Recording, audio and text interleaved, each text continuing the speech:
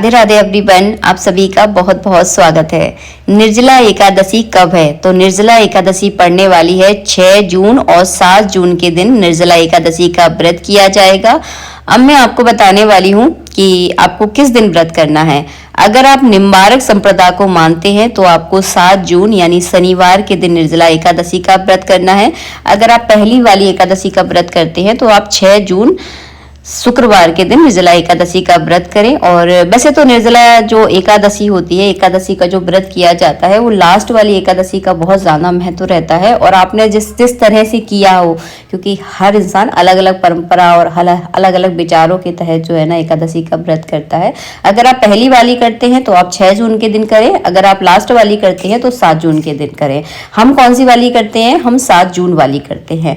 तो यहाँ पे आपका कंफ्यूजन थोड़ा थोड़ा सा मैंने दूर कर दिया होगा। आप जितना देखोगे उतना आपके मन में कंफ्यूजन जो है ना बढ़ता जाएगा। पूजा आपको किस तरह से करनी है? तो सुबह आपको जल्दी से स्नान करना है, मन ही मन आपको भगवान के मंत्र का जो है ना जाप करना है। इस दिन आप किसी की बुराई ना करें, किसी के लफड़ों में बिल्कुल ना पड़े और केवल पूजा पाठ में अपना मन लगाएं और भगवान विष्णु के मंत्र का मन ही मन जो है ना जाप करते रहें। ये एकादशी सबसे बड़ी एकादशी होती है। 24 एकादशी करने से जो फल आपको प्राप्त होता है वो केवल एक निर्जला एकादशी का व्रत करने से आपको फल प्राप्त हो जाता है, क्योंकि ये जो निर्जला एकादशी का व्रत है ये एक तपस्या की तरह है। तो मैंने यहाँ पे चौकी लगा ली है। चौकी के ऊपर मैंने यहाँ पे पीला कलर का कपड़ा बिछाया है। इस पर मैंने भगवान विष्णु और लक्ष्मी जी की तस्वीर को विराजमान कर लिया है। ये एकादशी सबसे बड़ी एकादशी है, तो इस एकादशी में हम गणेश जी का भी पूजन करेंगे। तो सिपाड़ी के रूप में मैंने यहाँ पे गणेश जी की स्थापना की है। सबसे पहले मैं पूजा में संकल्प लूंगी। संकल्प से कार्य की सिद्धि होती है। तो अपने हाथ में आपको एक फूल रखना है, एक फल रखना है, कोई भी फल रख सकते हैं। 11-21 रुपए आपको दक्षिणा के रखने हैं और आप थोड़ी सी तिली और थोड़ा सा जल लेकर आप सबसे पहले संकल्प करें, ताकि अगर कोई मनोकामना अगर आपकी है तो इससे आपकी मनोकामना भी पूरी हो जाएगी। इसके बाद जो है ना आपको 4 बार जल चढ़ाना है। सबसे पहले हाथ धुलाने के लिए, उसके बाद पैर धुलाने के लिए, उसके बाद जल पिलाने के लिए, उसके बाद स्नान कराने के लिए। तो 4 बार इस तरह से आपको जल चढ़ाना है। इसके बाद मैंने एक बार पंचामृत चढ़ाया, फिर इसके बाद मैंने एक बार शुद्ध जल चढ़ाया है। इसे कहते हैं भाव का स्नान। इसके बाद निर्जला एकादशी पर पीले कलर का दुपट्टा भी दान किया जाता है। तो मैंने तस्वीर पर जो है ना इस तरह का पीले कलर का दुपट्टा भगवान को उड़ा दिया है। बाद में मैं इसे दान कर दूंगी। चंदन से और रोली से मैं माता लक्ष्मी का जो है ना तिलक करूंगी। चावल आपको बिल्कुल भी नहीं चढ़ाने हैं। चावल की जगह आपको तिल का यूज करना है। सफेद तिल जो आते हैं छोटे छोटे से, उनका प्रयोग किया जाता है। तो साथ के साथ यहाँ पे गणेश जी का भी पूजन कर रही हूँ। जनेऊ चढ़ा दूंगी, कलावा रूपी वस्त्र अर्पित कर दूंगी जनेऊ। और हाँ, गणेश जी पर भी मैं चंदन से और तिली से जो है ना तिलक कर दूंगी। चावल का मैं यूज यहाँ पे बिल्कुल भी नहीं कर रही हूँ।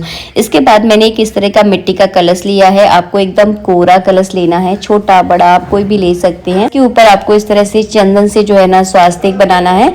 छोटा बड़ा आप अपने हिसाब से देख लीजिएगा। तो मैंने यहाँ पे इस कलश पे स्वास्तिक बना दिया है। कलश को आपको शुद्ध जल से आपको कंठ तक भरना है और उसमें 2-3 दाने जो है ना शक्कर के डाल दें। एकदम कोरा पानी आपको नहीं रखना है। 2-3 दाने अगर आप डाल दोगे तो ये थोड़ा सा मीठा जल हो जाएगा, क्योंकि आज के दिन मीठा जल ही दान किया जाता है। कोरा जल आपको दान नहीं करना है। सिंपल वाला जो पानी होता है ना वो आपको दान नहीं करना है। तो मैंने थोड़े सगुन के दाने जो है ना इसमें डाल दिए हैं।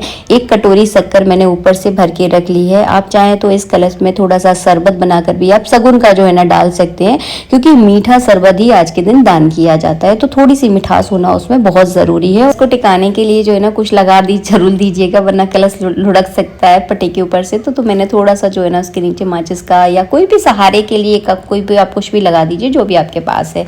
इसके ऊपर आपको एक तुलसी का पत्ता यानी तुलसी दल आपको जरूर रखना है, क्योंकि भगवान जब इसका भोग लगाएंगे तभी तो जो है ना ये प्रसाद बनेगा। इसको जो है ना आपको दान करना है। तो इस पर एक तुलसी दल आपको जरूर रखना है।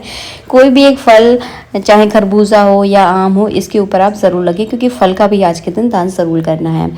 कच्ची अमिया, जो कच्चे आम होते हैं ना, उनको आज के दिन भोग लगाया जाता है और इस आम के टुकड़े को पूरे दिन आपको अपने मुंह में रखना होता है, लेकिन इसका जो रस होता है वो आपको नहीं चूसना होता है। मैंने शुरुआत में ही आपको बताया था कि ये व्रत जो है ना तपस्या की तरह है, ये एक तपस्या की तरह आपको ये व्रत करना होता है, तभी तो 24 एकादशियों का फल आपको केवल एक एकादशी के व्रत करने से मिल जाता है।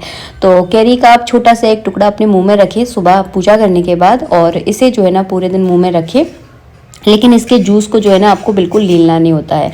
इसके बाद जो है ना मैं कथा पढ़ूंगी, तो कथा पढ़ने के लिए आपको थोड़ी सी तिली, एक फूल और एक तुलसी दल अपने हाथ में रख लें, और फिर जो है ना पूरा कथा पढ़ें। आप इस कथा को पढ़ने से आपको सारी जानकारी मिल जाएगी कि ये एकादशी का व्रत क्यों किया जाता है, उससे किन फलों की प्राप्ति होती है। जैसे ही आपकी समाप्त हो जाए ना, उसके बाद सब कुछ जो भी आपके हाथ में था सब भगवान को आप अर्पित कर दें। कथा की पोथी का भी आपको पूजन करना है, तो एक फूल में चंदन और तिली लगाकर इस तरह से मैं को पोथी पर जो है ना चढ़ा दूंगी। अगर आपके यहाँ कोई पोथी बाँचने वाला है, मतलब कहानी बाँचने वाला है, अगर आपका बेटा है या बेटी है, तो उसके मस्तक पर भी आप तिलक ज़रूर करें। इसके बाद जो है ना मैं थोड़ा सा गुलाल, अबरक, सिंदूर जो है ना इस तरह से फूल पुष्प में लगाकर भगवान को चढ़ा दूंगी। इससे भगवान का श्रृंगार जो है ना पूरा हो जाता है। इसके बाद करेंगे हम आरती। आरती के लिए आप चाहें तो दूसरा दीपक भी जला सकते हैं। अगर आप निर्जला एकादशी के दिन अखंड दीपक जला रहे हैं, काफ़ी सारे लोग जलाते हैं, तो अखंड दीपक से आप आरती ना करें। केवल पूजा के लिए अगर दीपक जला रहे हैं तो उससे आप आरती कर सकते हैं, वरना आप दूसरा दीपक जला लें। तो आपके मन में जैसे भाव हो उस तरह से आप पूजा करें। इसके बाद मैंने जल का अर्घ्य दे दिया है। अब मैं आपको बताऊंगी कि इस कलश का आपको क्या करना है। तो इस कलश को मंदिर में दान किया जाता है। अगर आपका कोई मान धान है, जैसे कि नंद, भानज, बहन, बेटी, तो उसको आप ये कलश दान कर सकते हैं। इस कलश को दान करने का बहुत ज़्यादा महत्व होता है। सुबह के समय आपको एक कलश भर के रखना होता है पूजा की चौकी पर, और शाम के समय जैसे ही सूर्य अस्त होने लगता है उस समय एक कलश दान कर दिया जाता है।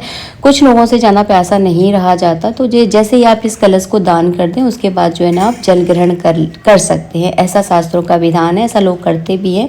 अगर आप प्यासे रह सकते हैं तो आप दूसरे दिन पारण करें, और पारण का समय मैं आपको डिस्क्रिप्शन में लिख कर दे दूंगी कि किस समय आपको पारण करना है।